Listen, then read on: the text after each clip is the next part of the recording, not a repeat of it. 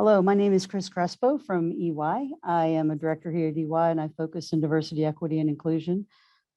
Excited today to be talking to you and bringing and getting to be your MC as part of this sip and pitch. As some of you may know, I've been involved with the NGLCC in the past and excited to be back as part of this event as well. EY actually joined the NGLCC family back in 2006 as a member and a founding sponsor. And it's been one learning opportunity after another and a great way to get our people engaged, including our BRGs. And so our BRG membership has been involved through the conferences over the years and as part of many of the local affiliates.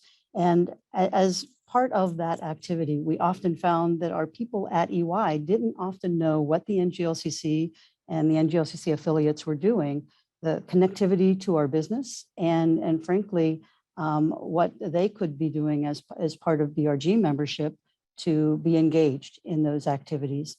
So we really like this idea of highlighting and really showcasing what organizations were doing to connect their BRG activities with their supplier diversity initiatives and making sure that there was collaboration happening within our companies, but that we could learn from each other and frankly celebrate some of the best practices that were out there and the great things that you all have going on. So I'm really excited about this today. This is the fifth one that we've done.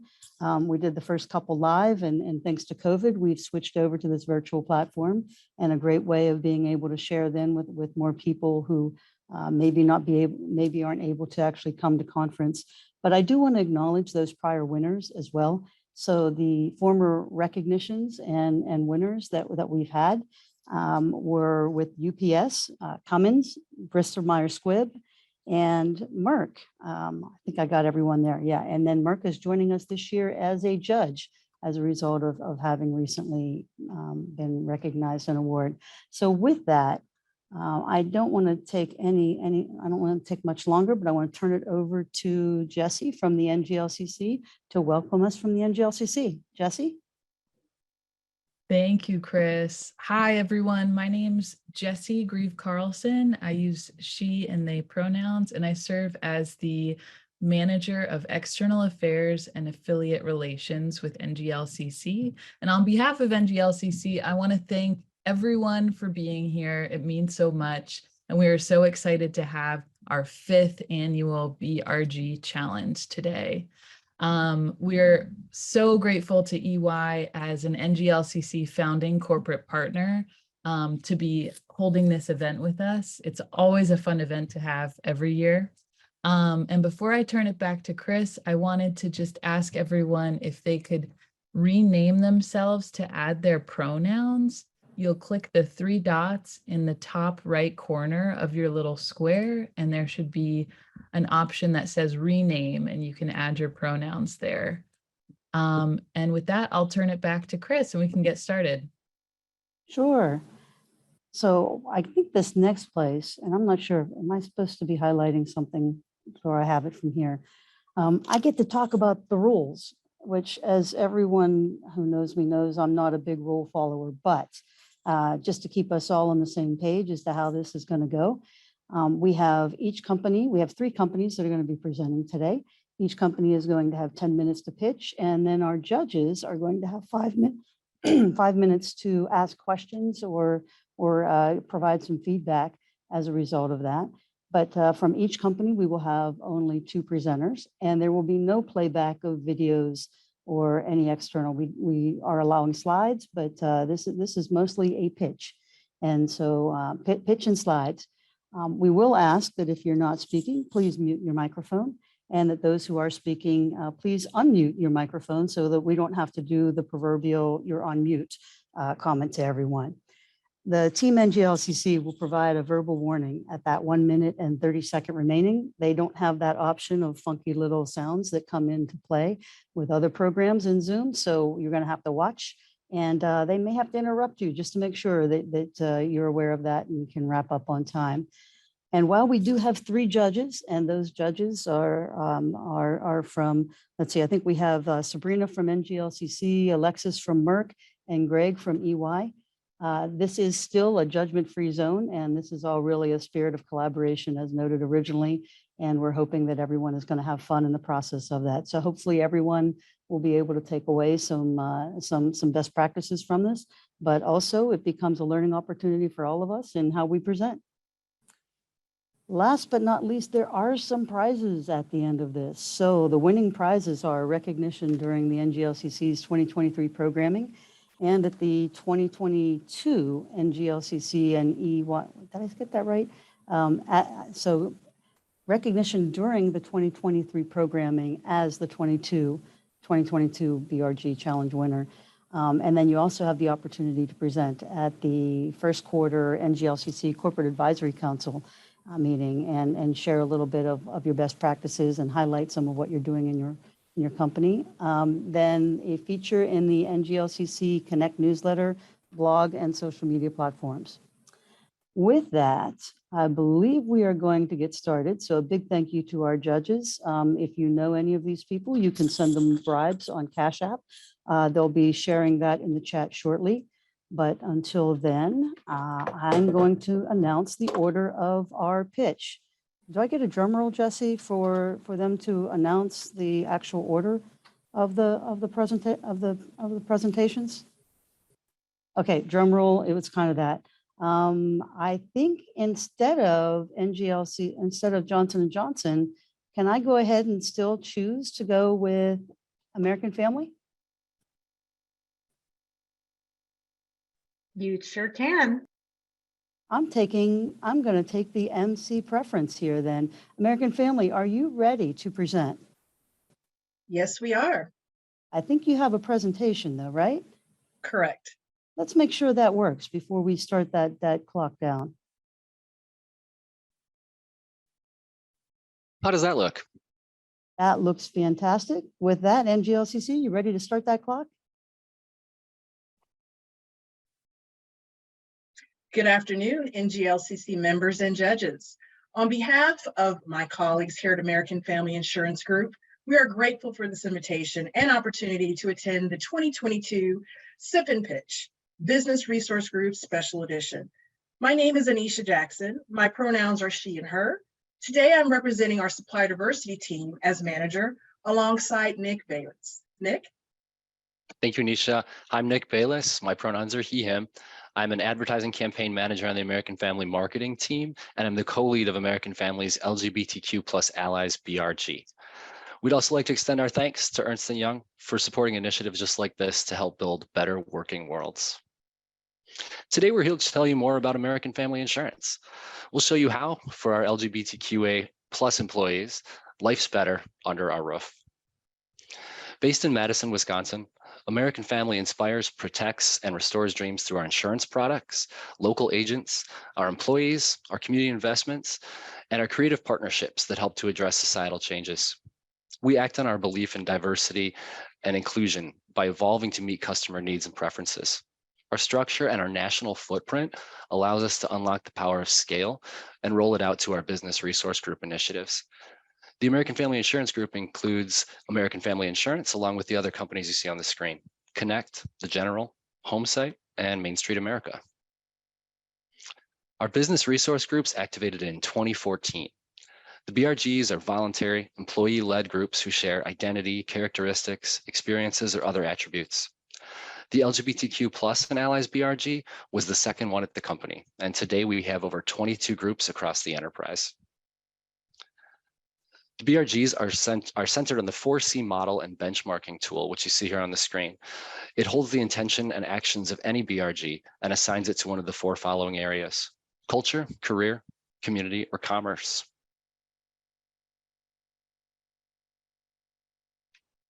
Within this framework, our LGBTQ plus and allies BRG's mission is also shown here. We impact the areas of career, culture, commerce, and community throughout our programming, our partnerships with inclusive excellence, and the relationships that we build. Anisha? Under our roof, we take action to build up our words. Life is better at American Family because we demonstrate our support of the LGBTQ plus community by collaborating with every employee to maximize our impact and support the growth and development of the LGBTQ and our diverse suppliers. As our supplier diversity mission is the core of our supplier diversity business case, focusing on customers, community, and driving business impact. With the launch of our program in 2021, our spend with diverse suppliers has increased by 21%.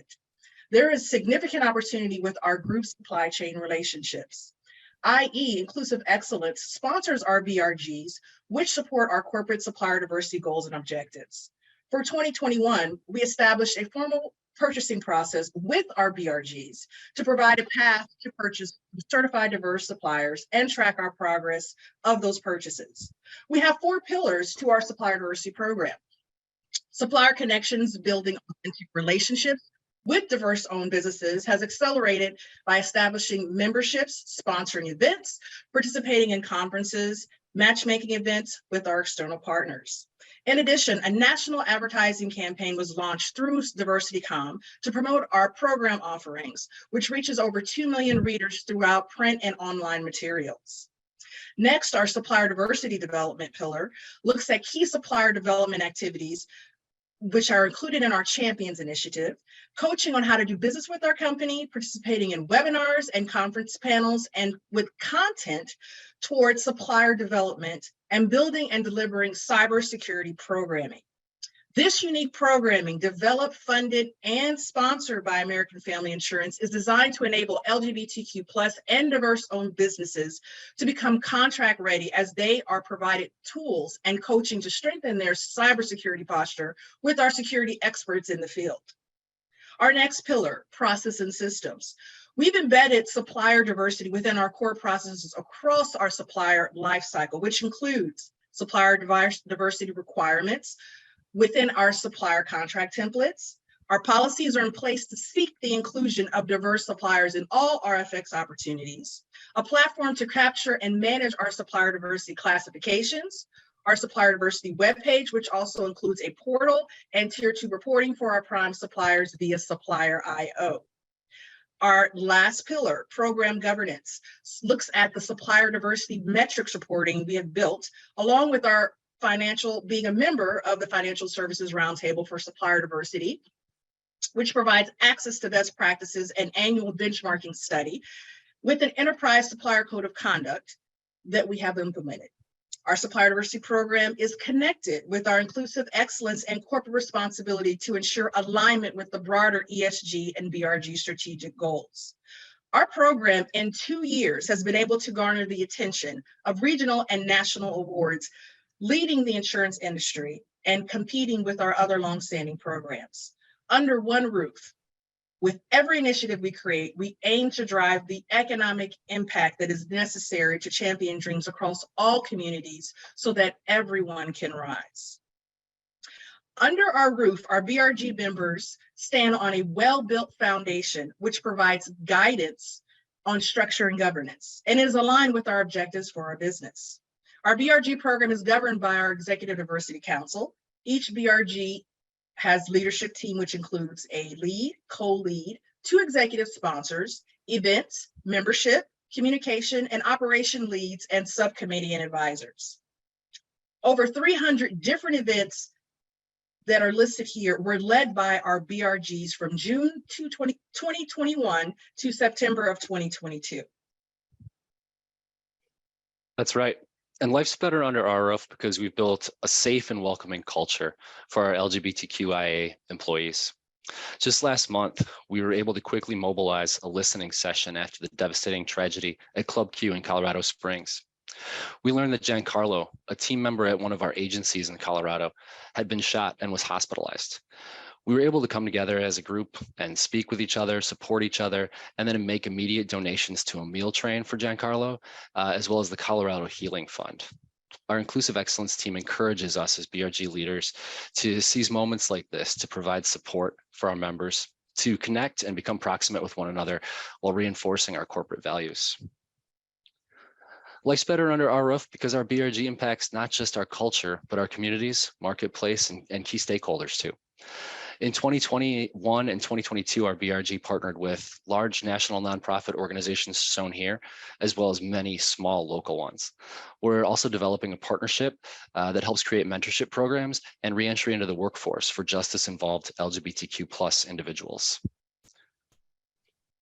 And finally, one of the things that we can do as a BRG to help get in front of our actual customers is through our marketing efforts.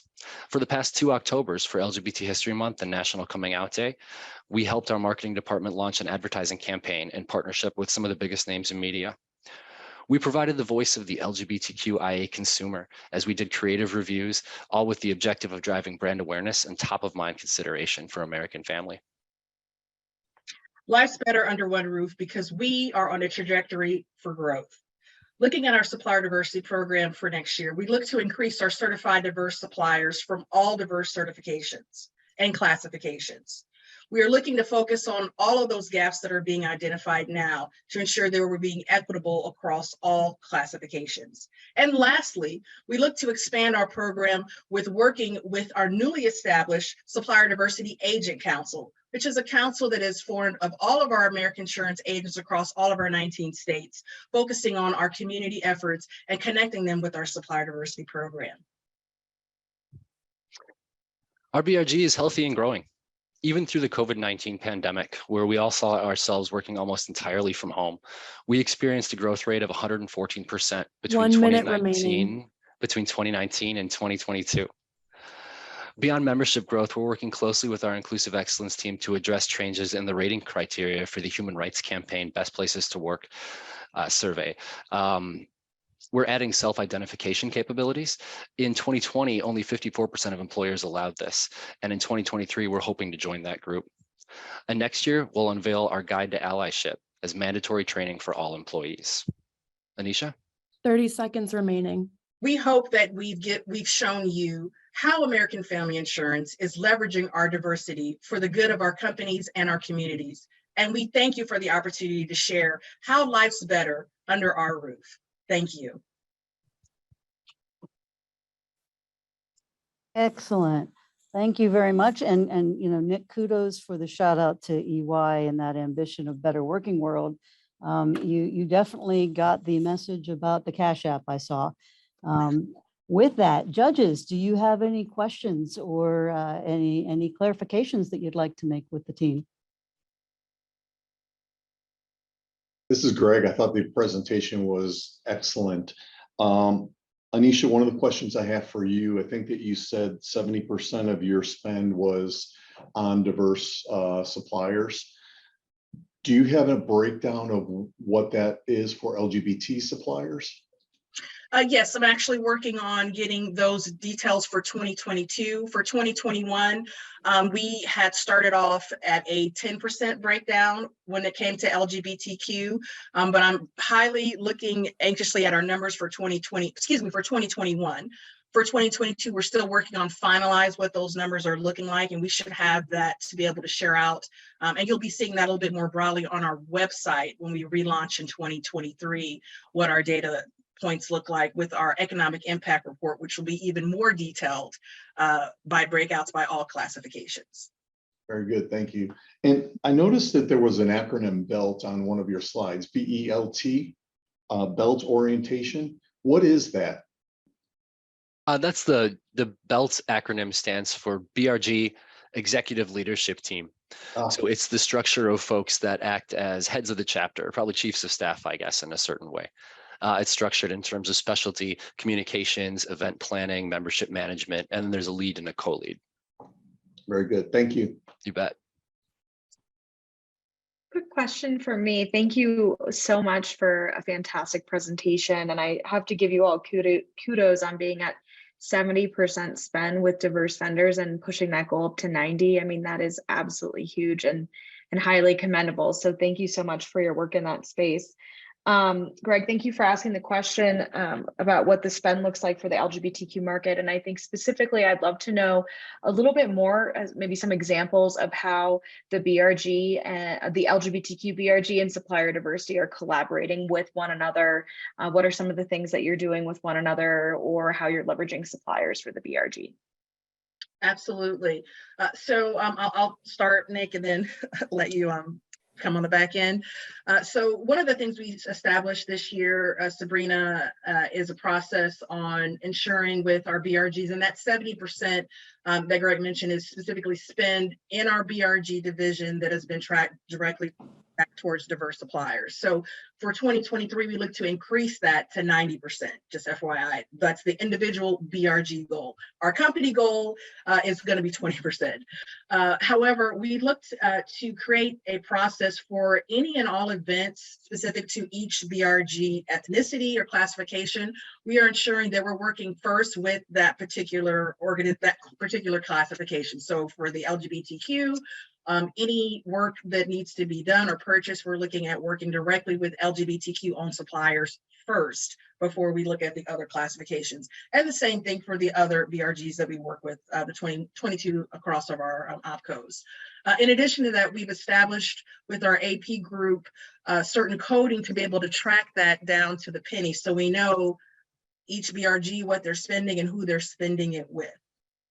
And one of the goals for next year that I mentioned is looking at identifying those gaps across all of those diverse certifications. So what we're doing, looking from a sourcing and procurement perspective, all of our RFX opportunities, as well as all things BRG, we have a 5-year plan where we're looking at by year, all of our contracts when they expire.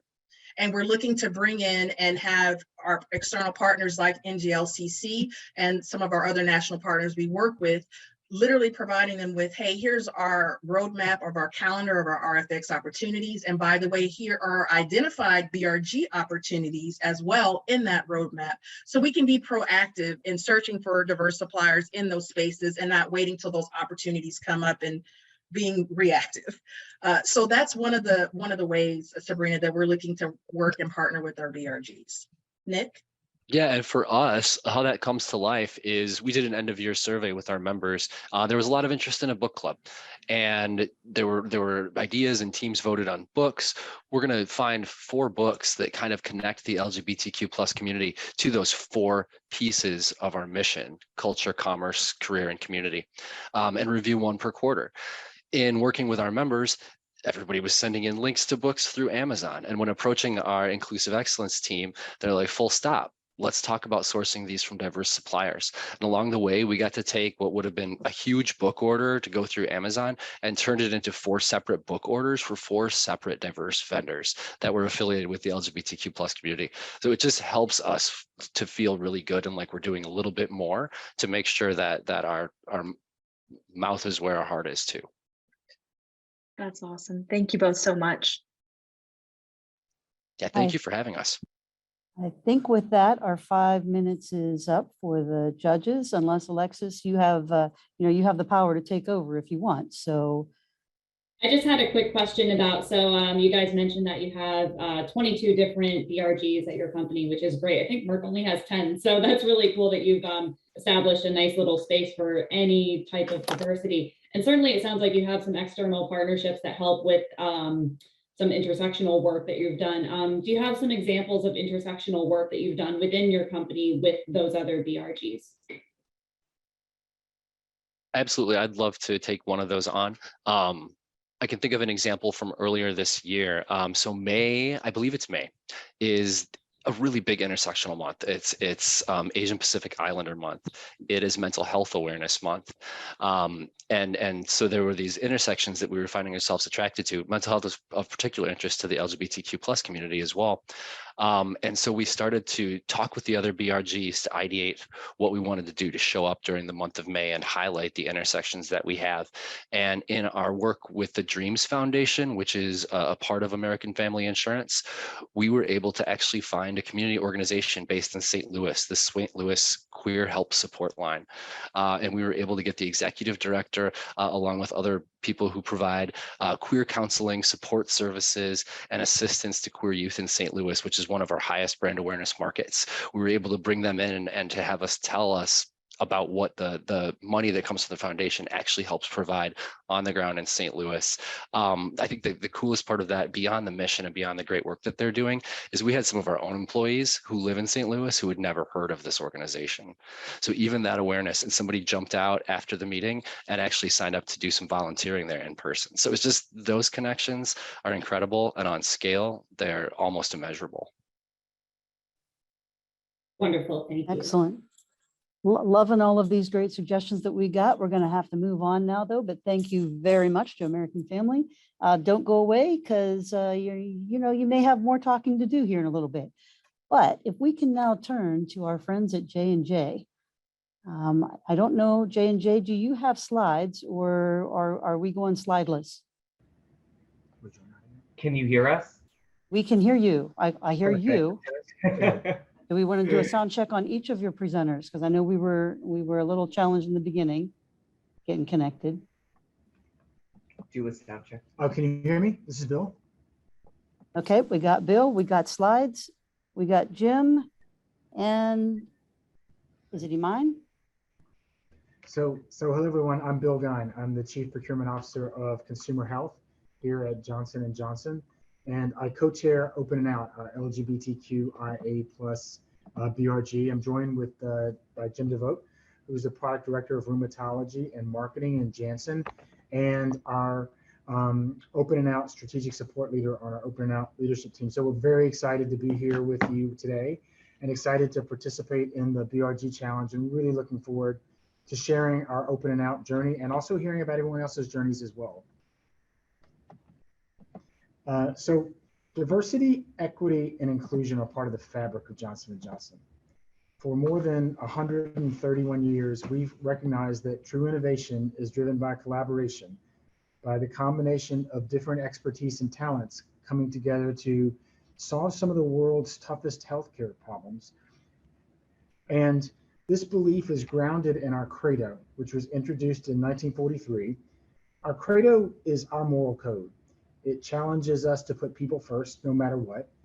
And in 2018, we celebrated the 75th anniversary of our credo. And we introduced enhancements to our credo for the first time in 3 decades. We recently unveiled updates to our credo to reinforce the commitment of our company, making to provide employees with an inclusive work environment where each person must be considered as an individual, their diversity and dignity respected, and their merit recognized. And these changes were really inspired by feedback from our employees around the world. So we're always working to make our workplace enhanced so that all of our employees feel like they can bring their true selves to work every day. So in support of this, Johnson & Johnson established a global enterprise DE&I strategy, and we outlined it in 4 different pillars. The first is accelerating global inclusion where everyone belongs. The second is building a diverse workforce to reflect the communities where we live and work. The third is driving innovation and growth in conjunction with our businesses to serve the needs of diverse patients and consumers around the world. And the fourth is transforming our talent and our business processes to achieve equitable outcomes for all. So as we go through the next few minutes, we'll talk a little bit about our flagship events with Open and Out, like Pride, TDUB, IDA-B. We'll talk about our LGBTQ+ talent development program. We'll talk about the strong partnership we have with the NGLCC. And then also something we're extremely proud of is the work we've done through Open and Out Labs. Awesome. Thanks so much, Bill. And so great to be here.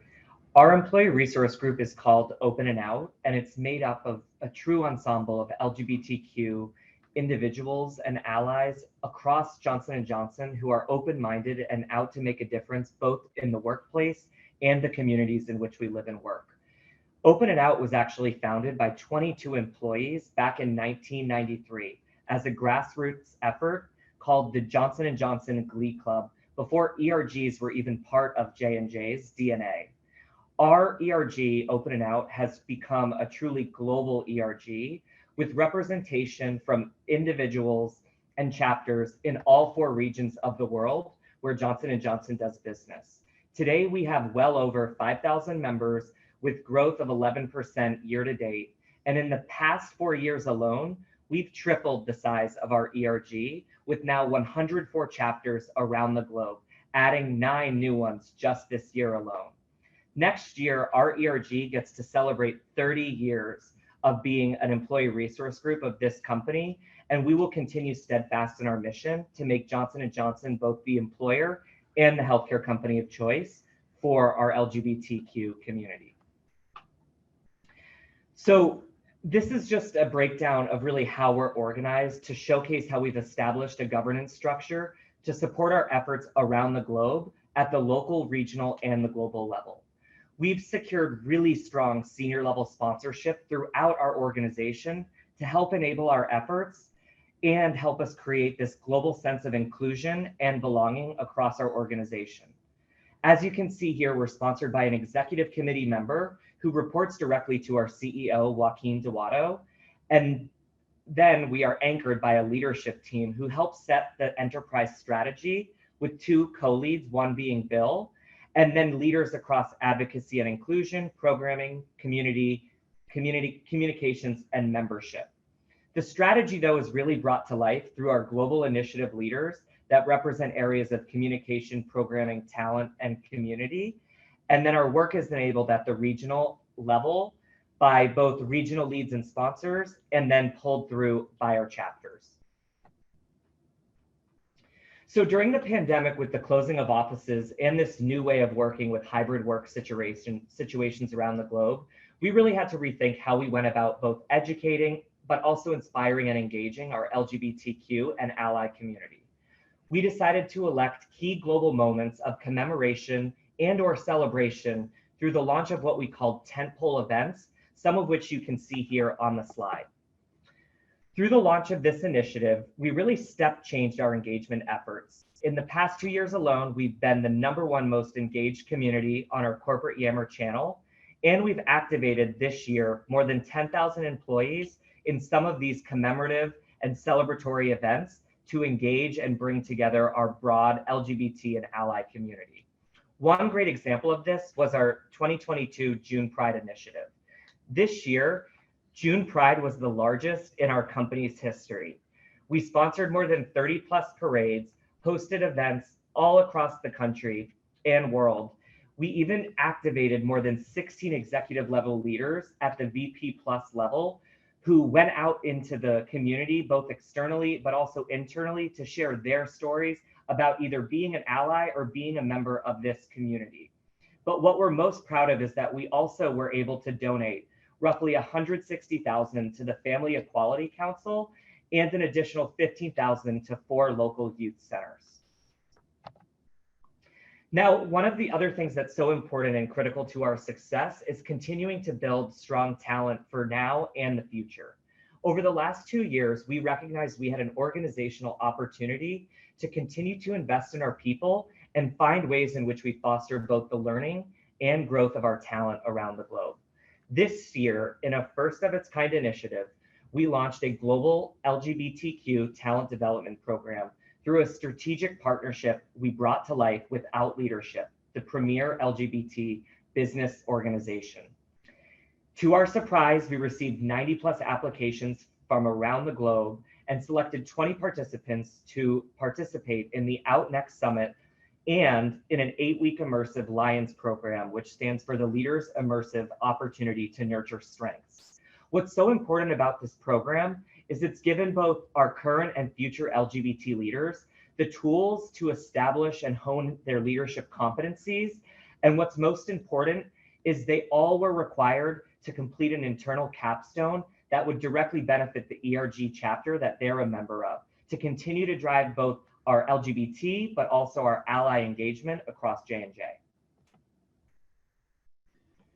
In 2021, Open & Out launched Open & Out Labs, which is Leaders Advising Business Solutions, which is a BRG-driven internal innovation hub and a resource to address the healthcare inequities in the LGBTQIA+ community, all across J&J, our sectors, and our businesses.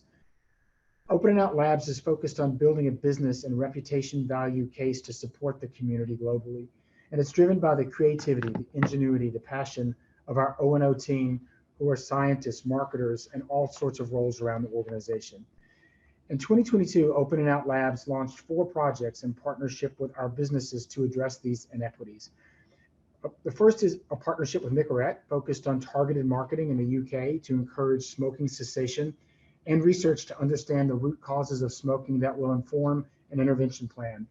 The second is a project with our medtech sector to improve 1 minute remaining.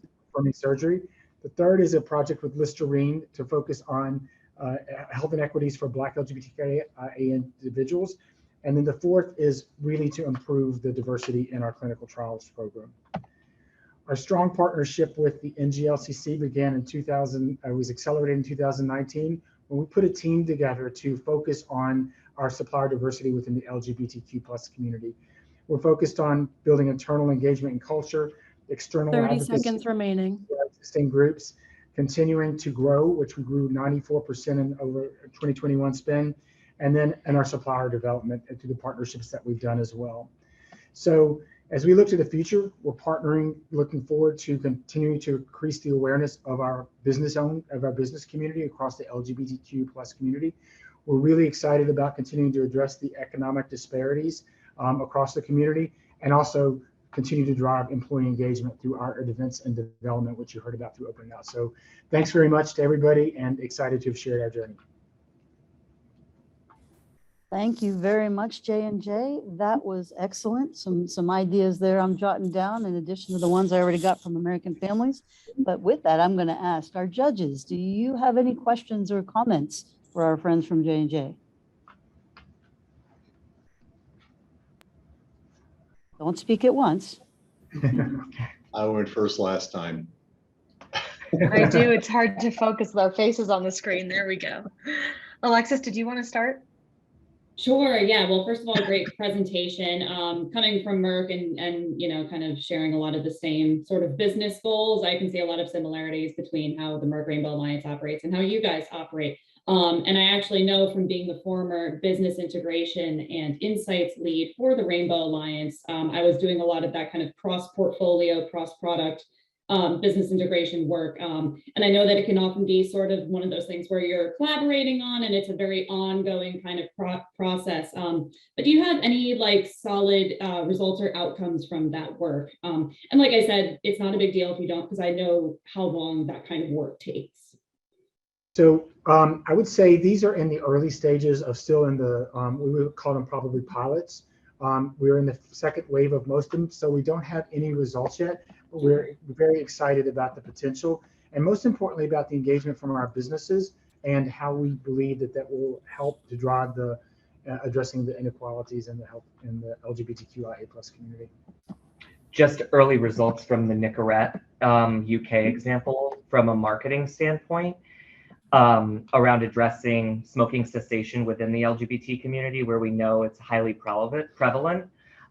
We've seen 2 to 3 times more engagement from the LGBT community when we've had culturally inclusive and relevant marketing, all co-created by our ERG with the local marketing team on the ground in the UK. So although it's early, we're seeing really positive signs of success, and it's again just continuing to make the case for why the work that we're doing and tying it so closely to the business not only benefits customers, consumers, and patients, but also our bottom line.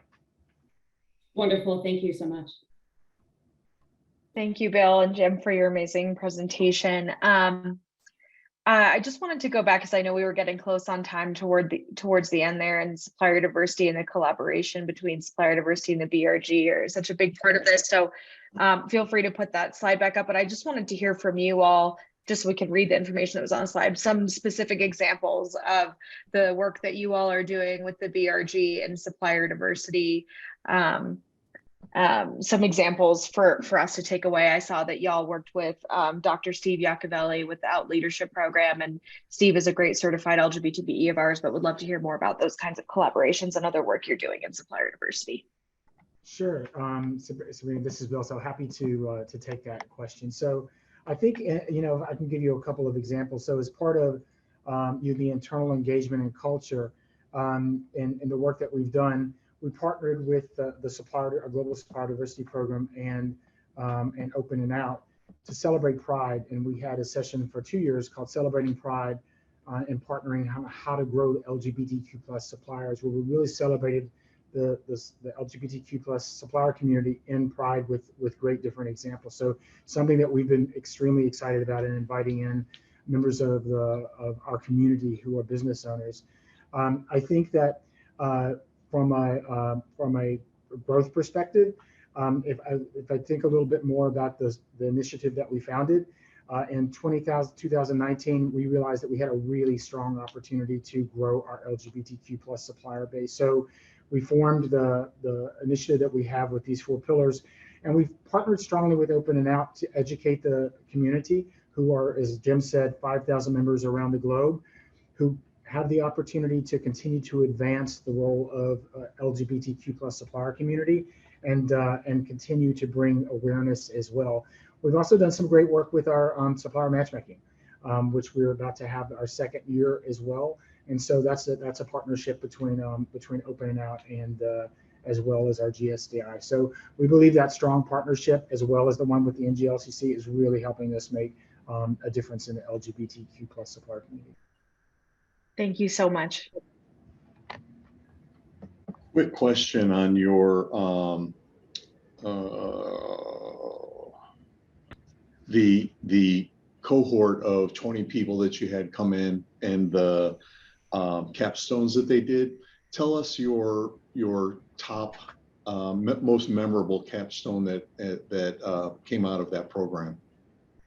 So that's a great question, Greg, so I appreciate it. Right now, some capstones are actually still being completed because the 8-week training program is a like kind of on demand, and that you choose to go as you kind of choose. So probably one of the largest and most successful was a team that partnered with one of these labs examples that Bill was talking about, where the group in our Skillman, New Jersey campus, which is one of our consumer health locations, they're basically working in tandem with our Open and Out Labs team and the Listerine brands team to address and get the full local chapter involved in that pilot on how we can continue to tie our ERG work with the business work. That's one example of many, but there's probably 50% of them that still haven't completed, given when the program launched, which was July or August of this year. So intersectionality, I like it. It's been a 2-year journey. Excellent. And well, thank you, judges, for your well thought out questions. And J&J, please stick with us to see our final results as well. I believe this means we are going on now to our final submitters, and that is American Express. American Express, do you have slides, and do you want to make sure they're running and working before we get started? Okay, NGLCC, are you going to start that clock? Do you see the slide? Got the slides. Okay. Okay.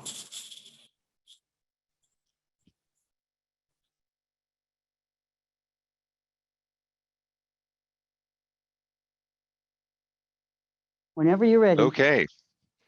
Thanks, everybody. And I'm thrilled to be here today representing the Pride Plus colleague network at American Express. And I'd like to thank both NGLCC and Ernst & Young for this opportunity. At American Express, we refer to our employees as colleagues, and we refer to our BRGs as colleague networks.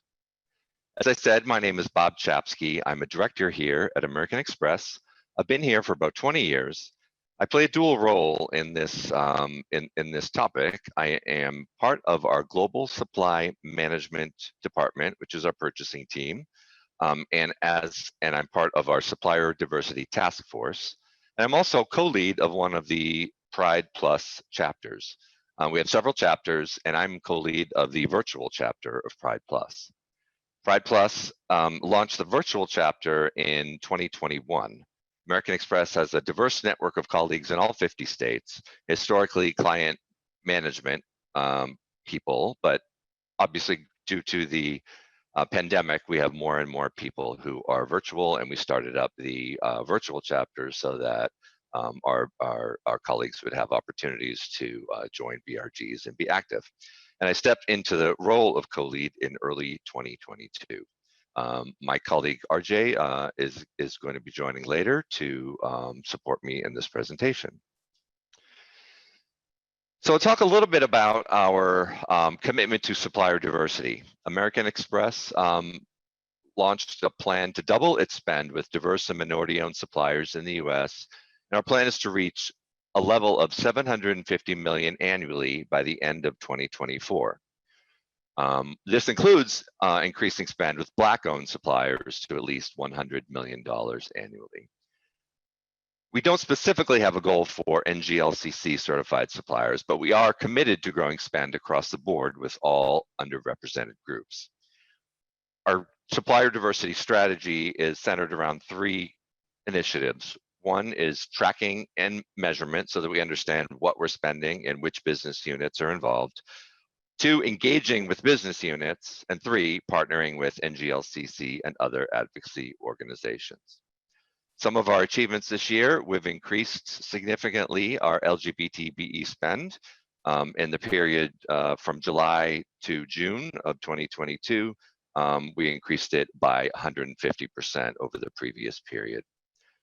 This year, we hosted our first diverse supplier fair, and I'll get into that in a few minutes. And finally, we became corporate partners this year with NGLCC New York and the Greater Phoenix Equality Chamber of Commerce. This is combined with, we were already members of the Greater Fort Lauderdale LGBT Chamber of Commerce, and we're really looking forward to, giving our BRG members opportunities to engage with these chambers.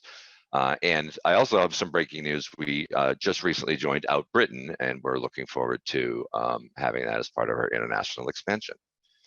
As many of you may have seen, we were a sponsor for the NGLCC International Business and Leadership Conference.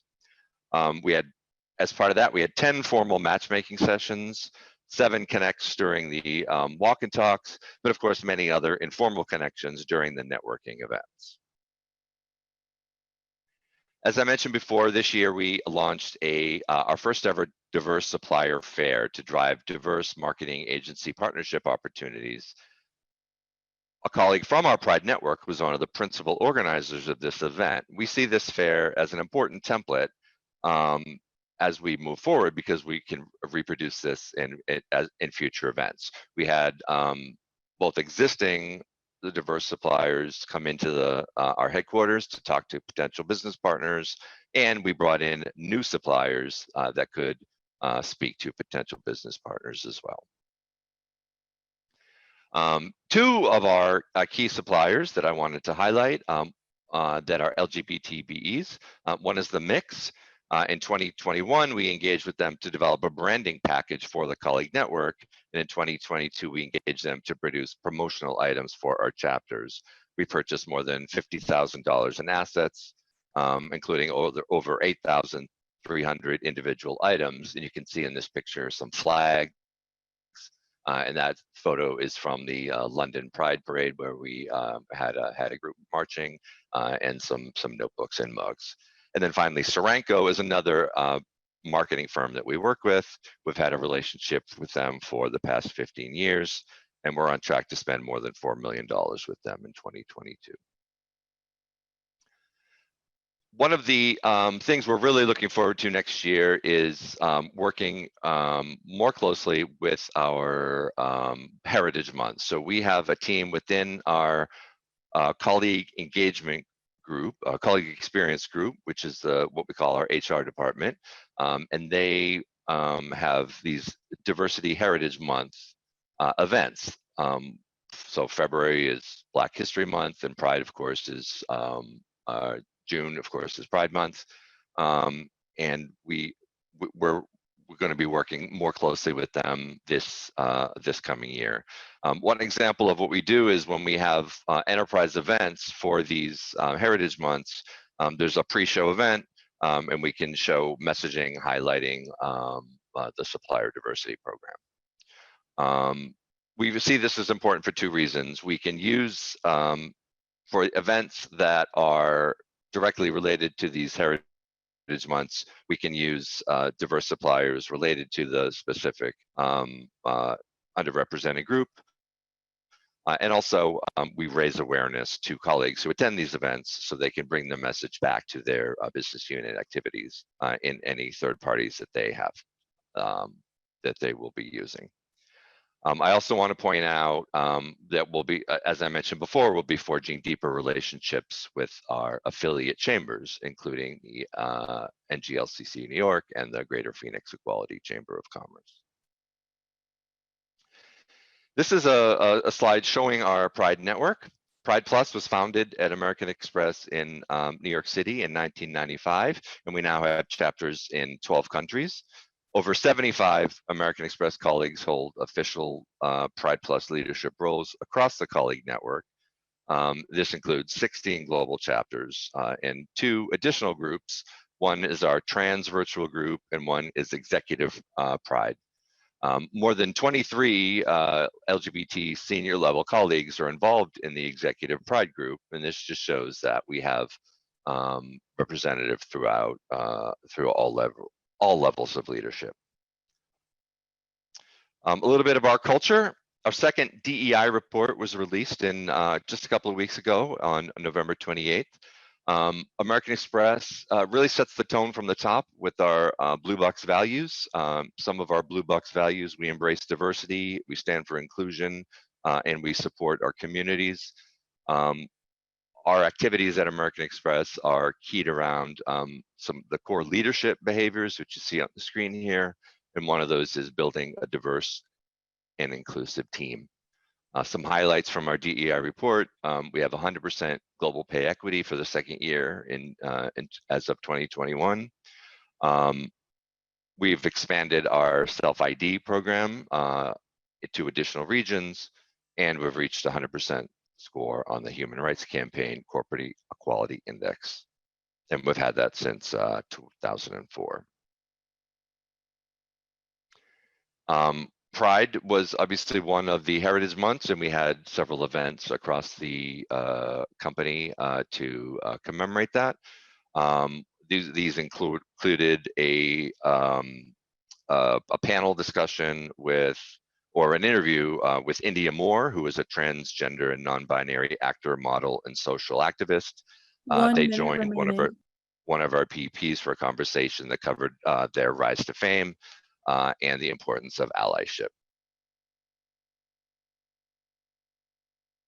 Another exciting event: we are the principal partner of the Sydney Gay and Lesbian Mardi Gras for 3 years. This is year 2 of 3. And in this coming year, we will be hosting Sydney World Pride. At American Express, we don't just talk about diversity, acceptance, and inclusion. We live it day to day. Just a couple more quick things. American Express has a long-standing program supporting small businesses. We have done a $250,000 grant to the Trevor Project this year, and we announced that we're now a global platinum sponsor of the International Gay and Lesbian Travel Association. Excellent. That was perfect on time, Bob. You knocked it out of the park there. Excellent presentation. Let's see, judges, where are you? Anyone have a question or a comment? You mentioned that you don't have a target for increasing spend for LGBT businesses, but do you know what you've spent in the last year? We don't publish that information, so okay. I don't have it right now, but yeah, we certainly do track it. As I said, one of our core pillars is metrics and measurement, and so we have a scorecard that we manage where we look at all the different groups. Fair enough. Thanks, Bob. Thank you so much, Bob, for that. Can you share a little bit about, you mentioned getting ERG folks engaged with the local chambers that you all partner with. Can you share a little bit more about that? Yeah, so I mean, it's pretty new. We joined the Fort Lauderdale group last year, and it's been mostly sort of going to some of the social events and some of the published events or the standard events by the group. But we're really looking at a couple of opportunities. I think mentorship is a really good way to engage, because that is a great benefit for our colleagues because it gives them leadership opportunities and it supports some of the small businesses. So that's something I'm going to be looking at across all of those groups. Thank you so much.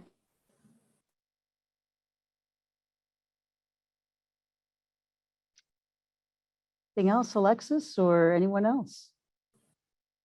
Nothing from me. I think the other judges asked the same questions I was going to ask. So thank you. Wonderful presentation. Thank you so much. Excellent. Can I throw one in there though, because I have the ability to do whatever I want as the MC, right? So Bob, I'd like to, is there some way that your BRG has specifically helped you in supply chain and understanding their needs better? That's a good question. Yeah, I mean, I think we definitely have a good partnership. Like I sort of straddle the line, and I'm part of both groups. I think that we've been able to engage with the BRG, not just the LGBT BRG, but all of them, to kind of understand what their needs are and see how we can support them to drive spend with diverse suppliers. Excellent. Excellent. Well, with that, I'm going to say congratulations to all three of our presenters, all three of our companies that were presenting. Bob, great job. And to the others, I believe we're going to say goodbye to our judges now. And I just want to say that I think they got a pretty hard job ahead of them. I am not sure where they're going to take this. So hopefully they won't need too much extra time. Go do your jobs, please, and come back to us with a winner, because we want to make sure that we have a solid winner, even though there's going to be so much to celebrate with all three presentations. Any final questions or comments before we dismiss you? And by dismiss you, I mean dismiss the judges, because we have a program yet to continue. Yeah, we don't want to hold up all the fun. Thank you to our presenters. I don't have any additional questions. Greg, Alexis, anything to add before Jesse sends us out into our deliberation room? Just great job, everyone. I agree that it's going to be a tough decision. Thank you. I agree. Yeah, we have some difficult work ahead of us, I think. Wonderful job, everyone. Well, goodbye, judges. Go be judgmental. And the rest of us are not going to be judgmental. The rest of us are going to be collaborative and talking through some next steps. Bye-bye. Okay. Now for the fun stuff. Everyone else, do we have Richard on the line? Yeah. Yes, I'm here. Excellent. Richard, do you like to go by Richard or Rich or anything else? Richard is perfect. Excellent. I like to go by Chris or anything that doesn't make me sound shorter than I already am. Okay. For everyone else who doesn't know why Richard and I are going to talk, it's because you all at Dell received the honorable mention, which essentially means that wonderful spot in the Olympics known as fourth place.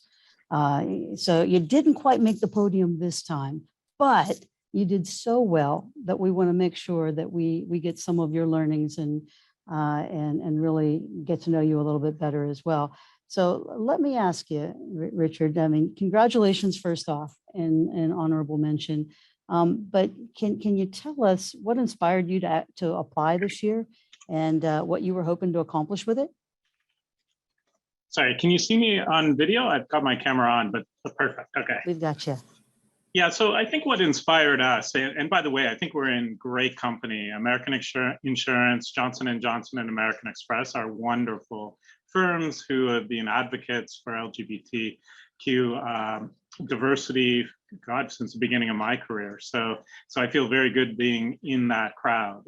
What inspired us was I would say one thing: our employees. We have over 6,000 Pride volunteers in our BRG across the globe, and this type of recognition does a lot of things to motivate them to continue to do more and contribute more in their volunteer jobs. So that would be the primary reason. That's excellent. As you put it all together, Were there times where you were like, is this really worth it? Were there parts that were harder to answer than others? No, I think some of the metrics are hard because similar to some of the other guests here, we keep some of that information very confidential, and there's competitive information. I would say some of that, but from a senior executive support, our senior executive sponsor, Eric Day, who also won an award from NGLCC for, I think it was the Out in Leading award, all very supportive. So I don't think there was anything that was too hard other than just getting pen to paper for the team. Excellent. See, I was hoping you'd go that direction. You never know when you ask a question that you don't know the answer to, if it's going to scare everyone else off or not. So hopefully that will encourage others to apply next year. Overall, though, can I ask you, what are you most proud about when it comes to Dell? And you can't say Eric Day because we've all seen enough of him now. I think he's been on stage a couple of times with NGLCC, but a fantastic representative of y'all. Oh, Eric is amazing, and we're so lucky and fortunate to have him as our senior executive sponsor.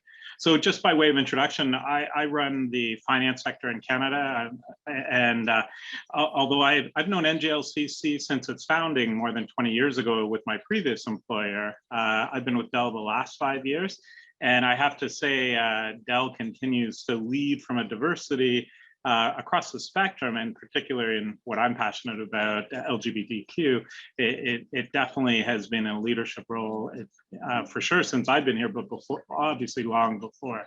If I look at what are we most proud of, I would say there's likely four things. The first is thinking globally and acting locally, and that's not always easy for a Texas-based company in the United States. We operate in over 180 countries, but we continue to invest in our global focus for our Pride BRG. And we, as I said, we have Pride chapters and members in over 50 countries, and we're sponsoring Outright International, which brings support to countries where it's still illegal to be LGBT, and we obviously partner with NGLCC and other chambers. And so the first thing we're proud of is the global focus. The second, with all the attacks on our trans youth and transgender population in our community, I'm really proud of where we've been continuing to invest in trans youth, and whether it's our partnership with Gender Cool or our transgender task force, or just the focus we're putting on transgender. I'd say that's the second thing I'm most proud of. And the third is our progress is actually being reflected in the awards we're getting. And you mentioned the ERIC Award, but even this year we've got the Out and Equal, one of their top Workplace Excellence Award we won this year, the NGLCC Out and Leading Award for ERIC, and then HRC's Best Place to Work for LGBT Equality. Those are just 3 this year. And then the last is, if I look at supplier diversity, we've been, and I'm super proud of this, we've been in the billion, I think it's called the $1 billion roundtable for the 12th consecutive year. And this is where firms that spend more than $1 billion with minority and women-owned firms each year. And this is our 12th consecutive year of attaining that level. So those would be the 4 things I'm super proud of. That is absolutely a lot to be proud of, and congratulations on all those recognitions. When you mentioned Out and Equal, it reminded me that was actually where I met Justin for the first time back in 2005 at the Denver Out and Equal. And I told him, I said, next year I'm going to be on your panel. And I didn't get there, but the next year I did get on his panel. So sometimes it takes us a little bit longer to achieve those goals that we're striving for. But sometimes those setbacks actually help us in actually moving some things forward. So I'm kind of curious. You've got the honorable mention here. I'm hoping you're going to apply again next year. But how are you going to use that honorable mention in order to continue the great work that you're doing, and maybe even become one of our top 3 next year to present to us all? Well, as I said at the beginning, sorry, being in the company of Johnson & Johnson, American Insurance, and American Express, I'm okay in that company. I think at a personal level, in our firm, we'll continue to strive to lead and win next year.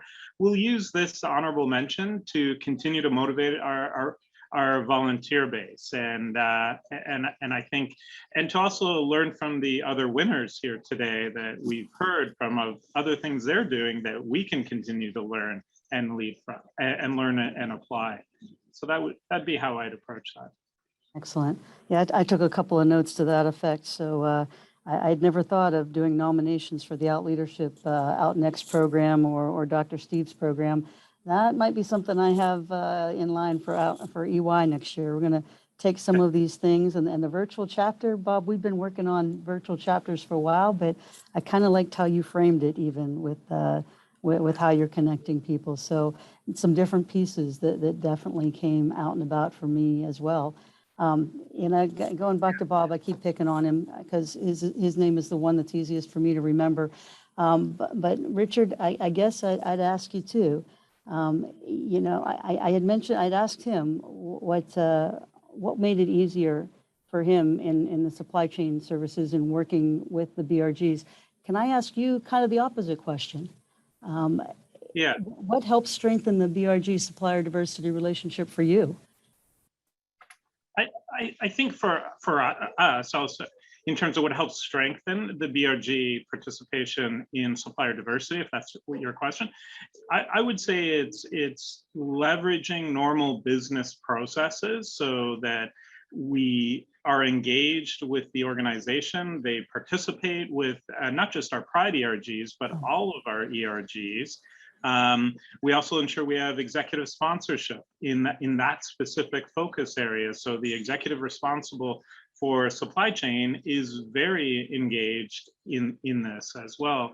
And again, focusing not just on Pride, but focusing on all the diversity constituency groups that we at Dell focus on. So it becomes just normal business practice. So of course, we're going to spend billions of dollars with diverse suppliers. Why wouldn't we? That's what I think helps. And sorry, the last thing that I think is incredibly helpful, and I think American Express mentioned this, is the local participation with the various chambers in the city. So not just with NGLCC, but each city chamber, and I think we're engaged with at least 5 or 6, if I recall. And having volunteers from our Pride ERG group attending the events, and even having our salespeople attend and get to know small and medium business members of these local chambers of commerce. I think there's huge value. And I think that just goes back to making it normal business operations and functions versus trying to create one-offs for this constituency group.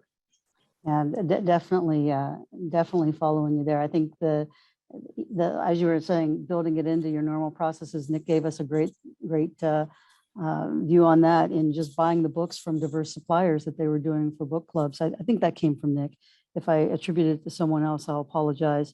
But there's some simple things, right? We can do a lot of times that can build that relationship a little bit stronger.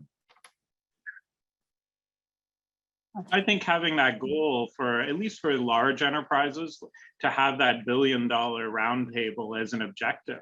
If it's a corporate objective and you've got everyone focused on achieving that objective on the supply chain side, on the procurement side, I think that it makes that even more attainable. And the impact of that is huge, as we know. Excellent. Not everyone can aspire to the $1 billion roundtable, but congratulations to you all on that. I guess in all those billions of dollars, can you give us some suggestions on how you, or maybe how your team, I'll expand it beyond you. How do you identify and meet suppliers that are going to best help you in your journey and that can connect and make things work with you as team members? Yeah, I think it's back to engaging with our supplier diversity team members that attend and participate with NGLCC and again, the other constituency groups. But for this meeting, I think having them directly engage with NGLCC, with the NGLCC members, and helping us and our procurement and supplier side be aware of what firms could supply a company like Dell Technologies, and especially globally. And as we try and push that mandate more globally with an objective of buying more from outside of the United States and North America, but also buying from diverse suppliers outside of North America, I think it's engaging with us. And we are similar to many of your award nominees, and in how we engage and follow even NGLCC's best practices around that. Excellent. Excellent. Well, thank you for this great discussion, Richard, and congratulations once again on receiving the honorable mention recognition. I loved your suggestion too of engaging with those local affiliates, and I think that'd be something I'd encourage to everyone else. I know we're doing a little bit more with our local affiliates here, and even tomorrow, I think in New York, we're having a biz pitch here in the New York City area. Lots of different ways for each of us to not only support our small business owners, our LGBT BEs, but also supporting each other and continuing to grow. So thank you again for your conversation with us. I understand. Whoop, go ahead. Thank you. You bet. I was going to say thank you for the nomination, and we hope to see you next year. Excellent. Looking forward to seeing you on that top 3 podium and giving your pitch the whole way through. Thank you. With that, I understand that our judges are back, and I'm going to turn it over actually to the EY person. What's his name again? Greg something. Chris. Greg, are you with us? And can you help us in announcing the winner and some of the, maybe give us a little bit more on what it was like to go into that breakout room and try to decide among these 3 great companies? Yeah, Chris, it was really, really difficult. So I just want to commend all three of the companies that presented today, and you all had some really great nuggets in there and what you do in each of the areas that we're looking at, and cultural impact, community impact, and marketplace impact. I think that the things that really kind of stood out for us in our deliberations were the J&J's labs and the LGBT leadership development program that's in place, and that kind of push them over the top. I just think that it was a really, really difficult decision, but that's kind of where we ended up. And congratulations to J&J. They did a great job. And just I hope that American Family and American Express both repitch next year, please. Excellent. Jim, Bill, any words? And then I'll open it up and see if any of the other judges have anything else to add and to it all. Jim, Bill? Yeah, I know. Can you hear me okay? Yes, we can. So judges, thank you very much. We are, on behalf of the 5,000 plus members of Open and Out, we are humbled and honored by this, by being recognized for our work here.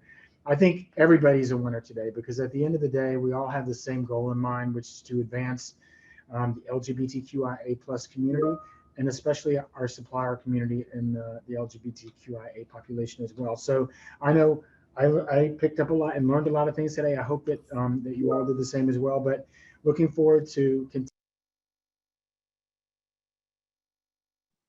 We lost you, Bill. Can you hear me? There we go. Yeah. Looking forward to is where we left you. Oh, looking forward to continuing to partner with the NGLCC and all the suppliers to continue to advance supplier diversity around the world. So on behalf of J&J, a humbling thank you. Excellent.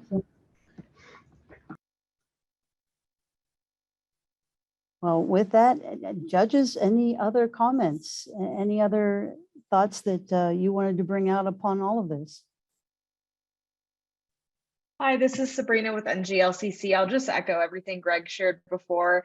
It was really such a difficult task for the 3 of us to be back in that room to determine who was going to rise to the top here. You all are doing such amazing things and really leading the way in terms of collaborating with your BRGs and supplier diversity and moving the needle forward for diverse vendor inclusion. So I just want to give a shout out again to AmFam, Amex, and of course J&J. You all just did a phenomenal job today. And again, echoing Greg and saying that Amex and AmFam, we hope to see you back here next year and hopefully with Dell as well. And that'll give J&J some tough deliberating to do on the other side of that Zoom room wall. Excellent.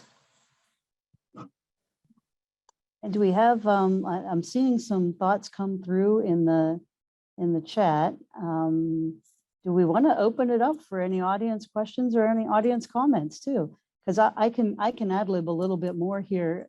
J&J, love you. Of course, you're a client, so I'm biased a little bit on that part of it, but was loving the opportunity that I had to work with you all a few years back and seeing how you put it all in motion and really do connect people into what you're doing, not only from a BRG perspective, a business resource group perspective, but also in tying it in the whole way through, not only to your supply chain services, but also what you are doing through your strategy overall and how you connect it with your purpose. And to me, that's awful cool when you can put your purpose together with so much of what you're doing, and that came through in spades. Any other questions though, or comments? I know I took some notes and some screenshots, excuse me on that, so that I can follow up with a few of you afterwards and expand on some of those great things that you're doing and see if we can team a little bit more from an EY perspective, because I love doing things like that to keep us fun, keep this fun going and make sure that we are continuing to collaborate and learn from each other.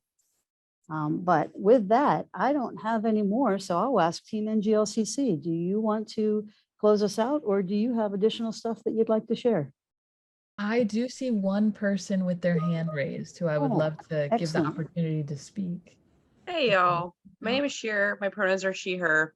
I just want to say that I think everyone really here is a winner. And when we think about like all these corporations coming together to promote BRGs and ARGs, it's amazing work. You know, someone who's queer working for J&J, I can only speak to how much an ERG has changed my life and making me feel like I'm welcomed and accepted even more than my own family. And so I can only imagine just the work that's being done in the other companies as well. So just really just commending that everyone here is a winner. And if you're part of promoting this work, it's important and it's appreciated.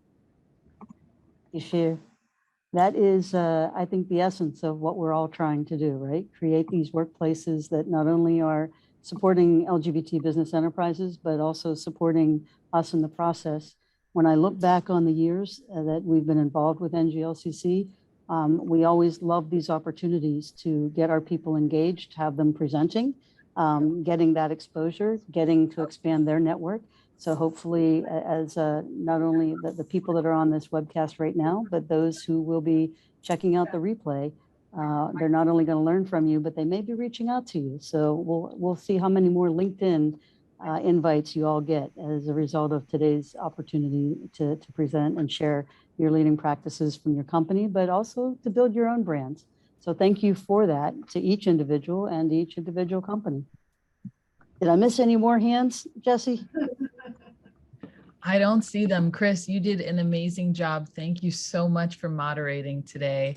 On behalf of NGLCC, I just want to give a big thank you to every BRG who presented today. Congratulations to Johnson & Johnson, and thank you, Dell, for being here as well. And we're so excited for you all to apply for our 6th annual BRG Challenge next year in 2023. So thank you for being here. Thank you, EY, for sponsoring and partnering with us on this event, and have a good night, everyone.